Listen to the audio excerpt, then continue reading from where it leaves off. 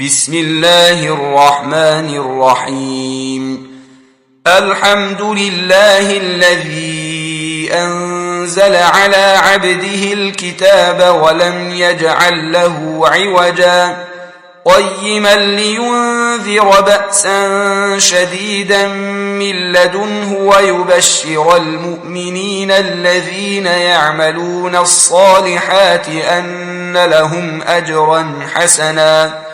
ماكثين فيه أبدا وينذر الذين قالوا اتخذ الله ولدا ما لهم به من علم ولا لآبائهم كبرت كلمة تخرج من أفواههم إن يقولون إلا كذبا فلعلك باخع نفسك على آثارهم إن لم يؤمنوا بهذا الحديث أسفا إنا جعلنا ما على الأرض زينة لها لنبلوهم أيهم أحسن عملا وإنا لجاعلون ما عليها صعيدا جرزا أم حسبت أن أصحاب الكهف والرقيم كانوا من آياتنا عجبا إذ أوى الفتية إلى الكهف فقالوا ربنا آتنا من لدنك رحمة وهيئ لنا من أمرنا رشدا فضربنا على آذانهم في الكهف سنين عددا ثم بعثناهم لنعلم أي الحزبين أحصى لما لبثوا أمدا نحن نقص عليك نبأهم بالحق إنهم فتية آمنوا بربهم وزدناهم هدى وربطنا على قلوبهم إذ قاموا فقالوا ربنا رب السماوات والأرض لن ندعو من دونه إلها لقد قلنا إذا شططا هؤلاء قومنا اتخذوا من دونه آلهة لولا يأتون عليهم بسلطان بين فمن أظلم ممن افترى على الله كذبا وإذ اعتزلتموهم وما يعبدون إلا الله فأووا إلى الكهف ينشر لكم ربكم من رحمته ويهيئ لكم من أمركم مرفقا وترى الشمس إذا طلعت تزاور عن كهفهم ذات اليمين وإذا غربت تقرضهم ذات الشمال وهم في فجوة منه ذلك من آيات الله من يهد الله فهو المهتد ومن يضلل فلن تجد له وليا مرشدا وتحسبهم أيقاظا وهم رقود ونقلبهم ذات اليمين وذات الشمال وكلبهم باسط ذراعيه بالوصيد لو اطلعت عليهم لوليت منهم فرارا ولملئت منهم رعبا وكذلك بعثناهم ليتساءلوا بينهم قال قائل منهم كم لبثتم قالوا لبثنا يوما أو بعض يوم قالوا ربكم أعلم بما لبثتم فابعثوا أحدكم بورقكم هذه إلى المدينة فلينظر أيها أزكى طعاما فليأتكم برزق منه وليتلطف ولا يشعرن بكم أحدا إنهم إن يظهروا عليكم يرجموكم أو يعيدوكم في ملتهم ولن تفلحوا إذا أبدا وكذلك أعثرنا عليهم ليعلموا أن وعد الله حق وأن الساعة لا ريب فيها إذ يتنازعون بينهم أمرهم فقالوا ابنوا عليهم بنيانا ربهم أعلم بهم قال الذين غلبوا على أمرهم لنتخذن عليهم مسجدا سيقولون ثلاثة رابعهم كلبهم ويقولون خمسة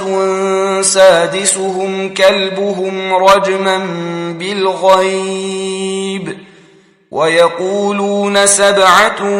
وثامنهم كلبهم قل ربي أعلم بعدتهم ما يعلمهم إلا قليل فلا تمار فيهم إلا مراء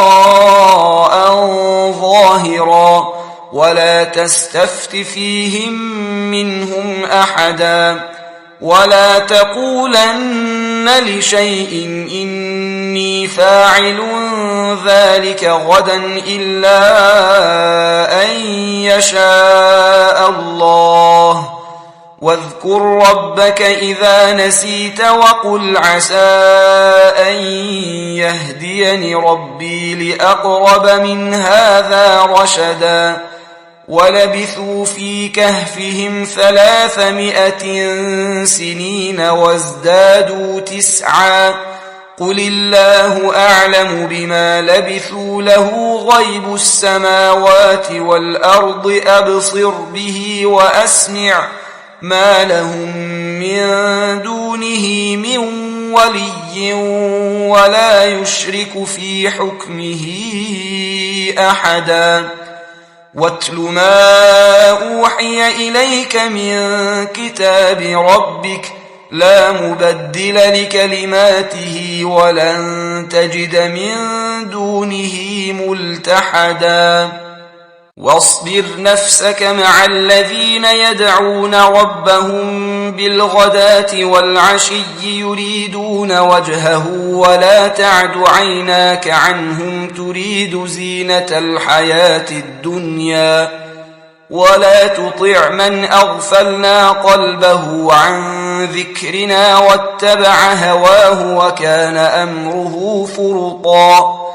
وقل الحق من ربكم فمن شاء فليؤمن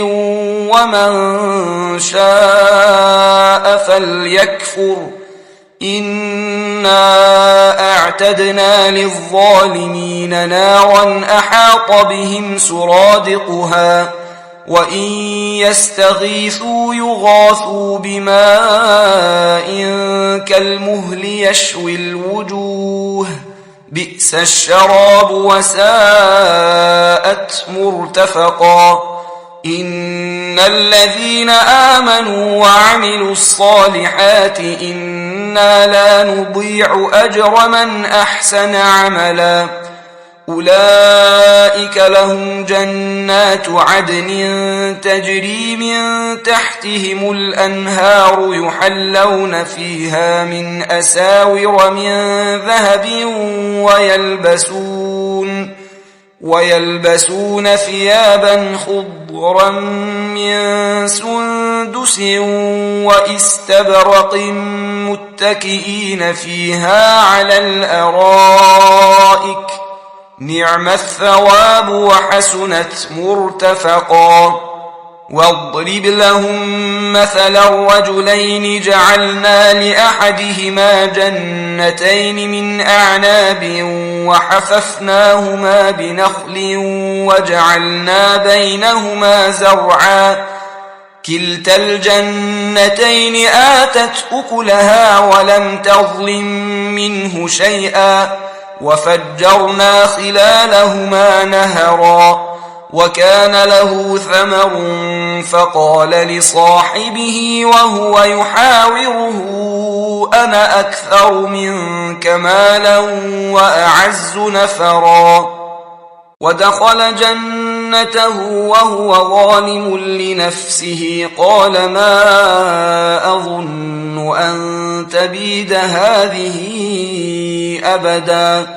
وما أظن الساعة قائمة ولئن رددت إلى ربي لأجدن خيرا منها منقلبا قال له صاحبه وهو يحاوره أكفرت بالذي خلقك من تراب ثم من نطفة ثم سواك رجلا لكن هو الله ربي ولا أشرك بربي أحدا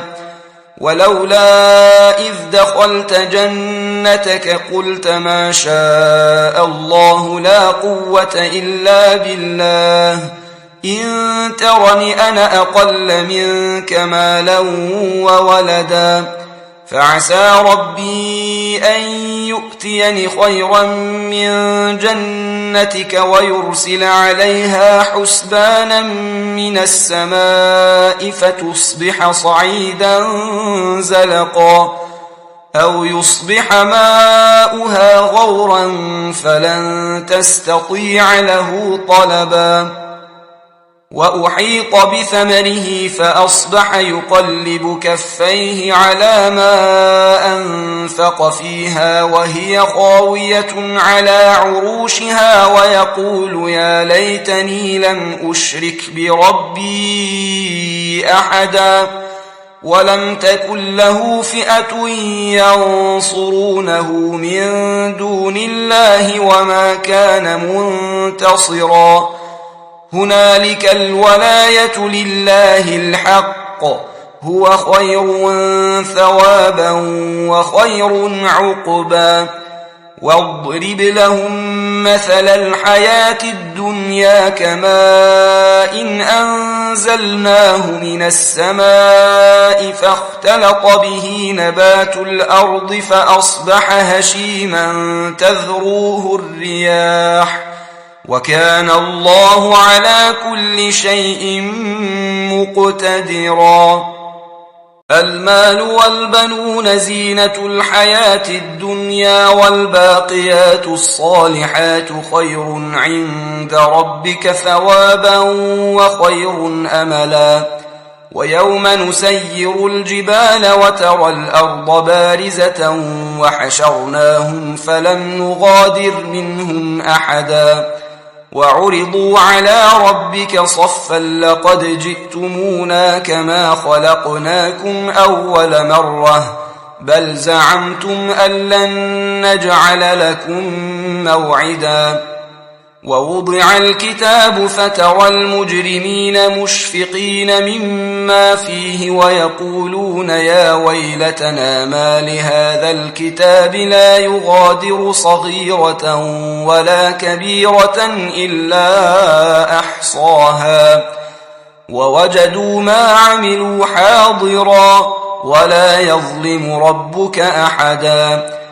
وإذ قلنا للملائكة اسجدوا لآدم فسجدوا إلا إبليس كان من الجن ففسق عن أمر ربه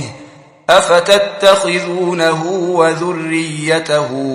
أولياء من دوني وهم لكم عدو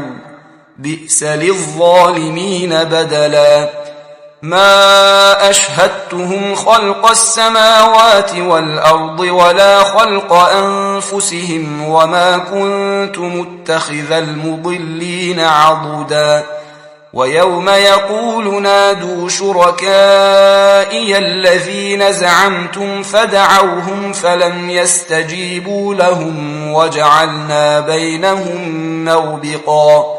ورأى المجرمون النار فظنوا أنهم مواقعوها ولم يجدوا عنها مصرفا ولقد صرفنا في هذا القرآن للناس من كل مثل وكان الإنسان أكثر شيء جدلا وما منع الناس أن يؤمنوا إذ جاءهم الهدى ويستغفروا ربهم إلا أن تأتيهم سنة الأولين أو يأتيهم العذاب قبلا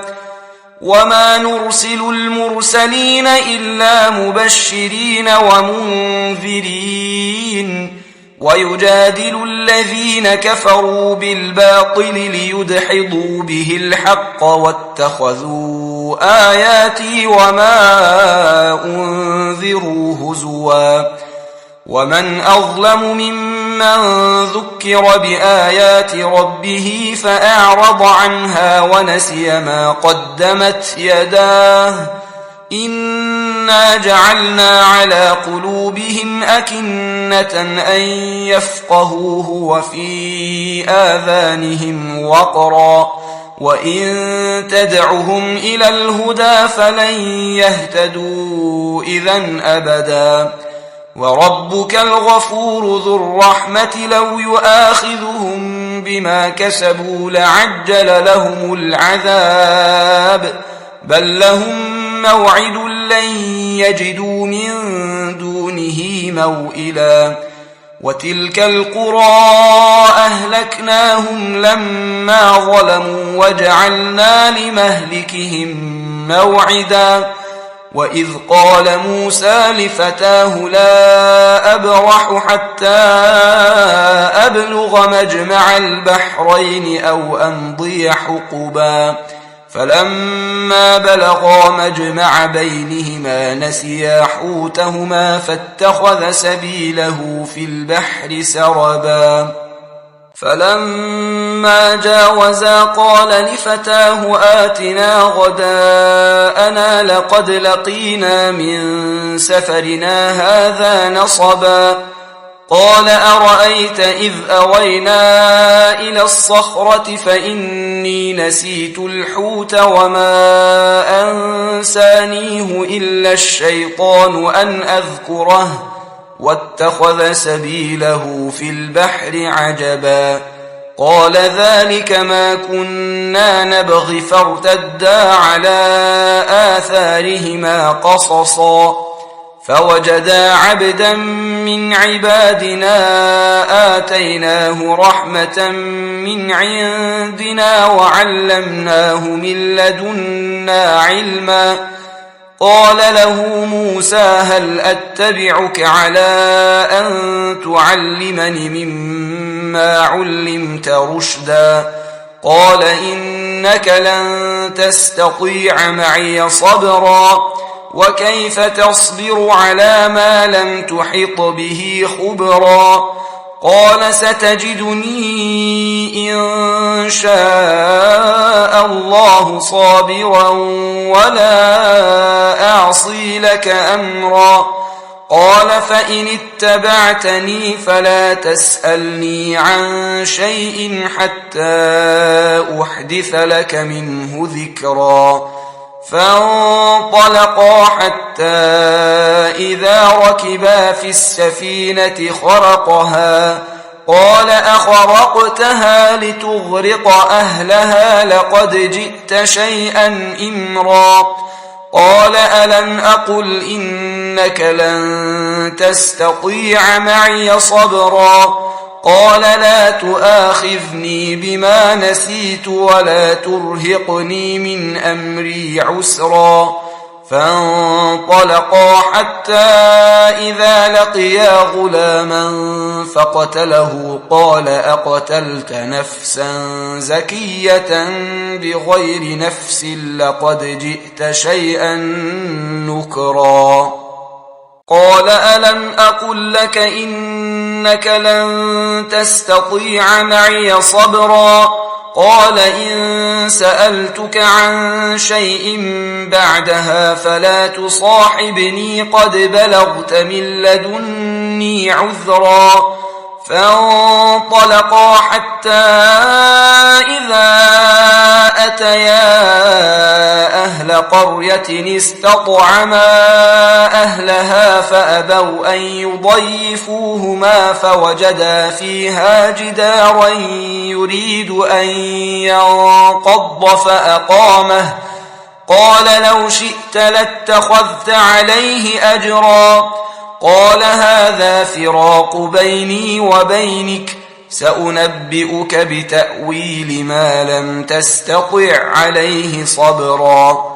أما السفينة فكانت لمساكين يعملون في البحر فأردت أن أعيبها وكان وراءهم ملك يأخذ كل سفينة غصبا. وأما الغلام فكان أبواه مؤمنين فخشينا أن يرهقهما طغيانا وكفرا فأردنا أن يبدلهما ربهما خيرا منه زكاة وأقرب رحما. وأما الجدار فكان لغلامين يتيمين في المدينة وكان تحته كنز لهما وكان أبوهما صالحا فأراد ربك أن يبلغا أشدهما ويستخرجا كنزهما رحمة من ربك وما فعلته عن أمري ذلك تأويل ما لم تستطع عليه صبرا. ويسألونك عن ذي القرنين قل سأتلو عليكم منه ذكرا. إنا مكنا له في الأرض وآتيناه من كل شيء سببا فأتبع سببا حتى إذا بلغ مغرب الشمس وجدها تغرب في عين حمئة ووجد عندها قوما. قلنا يا ذا القرنين إما أن تعذب وإما أن تتخذ فيهم حسنا. قال أما من ظلم فسوف نعذبه ثم يرد إلى ربه فيعذبه عذابا نكرا. وأما من آمن وعمل صالحا فله جزاء الحسنى وسنقول له من أمرنا يسرا. ثم أتبع سببا حتى إذا بلغ مطلع الشمس وجدها تطلع على قوم لم نجعل لهم من دونها سترا. كذلك وقد أحطنا بما لديه خبرا. ثم أتبع سببا حتى إذا بلغ بين السدين وجد من دونهما قوما لا يكادون يفقهون قولا.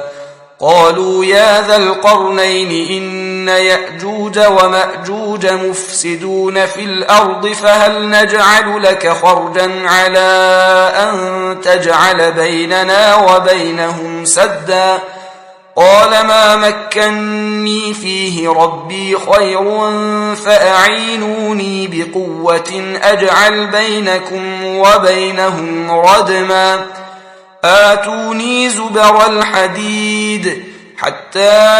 إذا ساوى بين الصدفين قال انفخوا حتى إذا جعله نارا قال آتوني أفرغ عليه قطرا. فما استطاعوا أن يظهروه وما استطاعوا له نقبا. قال هذا رحمة من ربي فإذا جاء وعد ربي جعله دكاء وكان وعد ربي حقا. وتركنا بعضهم يومئذ يموج في بعض ونفخ في الصور فجمعناهم جمعا وعرضنا جهنم يومئذ للكافرين عرضا الذين كانت أعينهم في غطاء عن ذكري وكانوا لا يستطيعون سمعا أفحسب الذين كفروا أن يتخذوا عبادي من دوني أولياء إنا أعتدنا جهنم للكافرين نزلا قل هل ننبئكم بالأخسرين أعمالا الذين ضل سعيهم في الحياة الدنيا وهم يحسبون أنهم يحسنون صنعا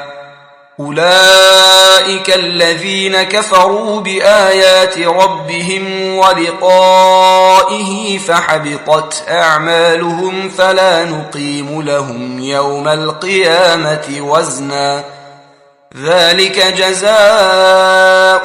جهنم بما كفروا واتخذوا آياتي ورسلي هزوا